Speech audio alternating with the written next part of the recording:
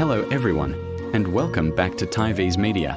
Tonight, we re-dimming the lights and diving deep into one of the most chilling urban legends of all time. A name whispered in fear, a hook for a hand, and a swarm of bees. That's right, we are talking about the Candyman. The story goes that if you stand in front of a mirror and say his name 5 times, he will appear behind you, ready to claim his next victim. It's a tale that has terrified generations, but where did it come from? And what happens to those brave, or foolish, enough to test the legend? Let's explore 3 spooky tales that have been born from the shadow of the Candyman. Our first story takes us back to the late 1990s, to a group of college students living in an old apartment complex near Chicago.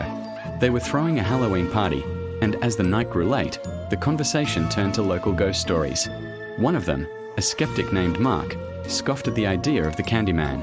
To prove his point, he decided to perform the ritual right there, in the bathroom mirror.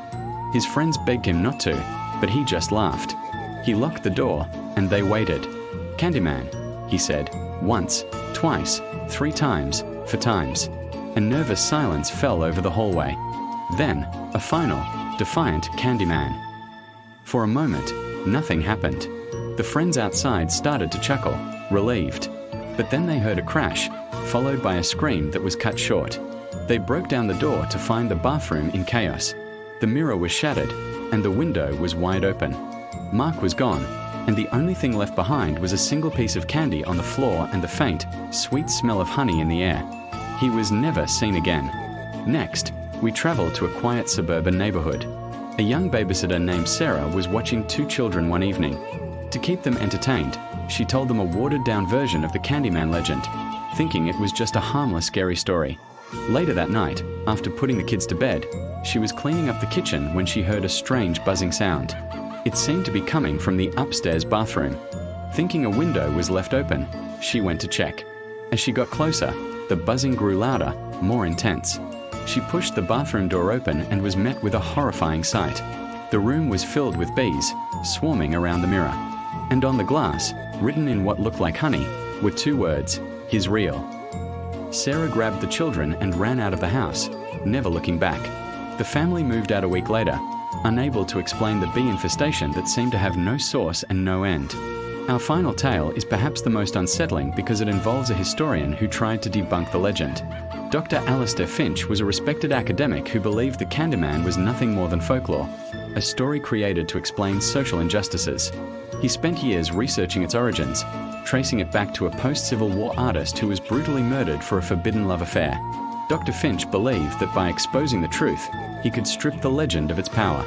He decided the ultimate proof would be to perform the ritual himself, on camera, for a documentary he was filming. He set up his equipment in front of an antique mirror from the era he had been studying. He calmly spoke the name 5 times. "Candyman, Candyman, Candyman, Candyman, Candyman." On the recording, everything appears normal at first. But if you listen closely, right after he says the final name, a deep voice can be heard whispering from an unseen source, a voice that wasn't Dr. Finch, saying, "You believed." The camera then falls to the ground. When his crew found him hours later, Dr. Finch was staring blankly at the mirror, unable to speak. He spent the rest of his days in a psychiatric ward, his only communication being the act of compulsively drawing bees and a man with a hook for a hand. 3 stories, 3 terrifying encounters. Is the Candyman just a story, or is there a dark truth lurking behind the reflection in the mirror? Perhaps some legends are best left undisturbed. What do you think? Let me know in the comments below. Thanks for joining us on Thai V's Media. If you enjoyed this journey into the dark, be sure to hit that like button, subscribe, and ring the bell so you don't miss our next video. Stay safe, and whatever you do, don't say his name.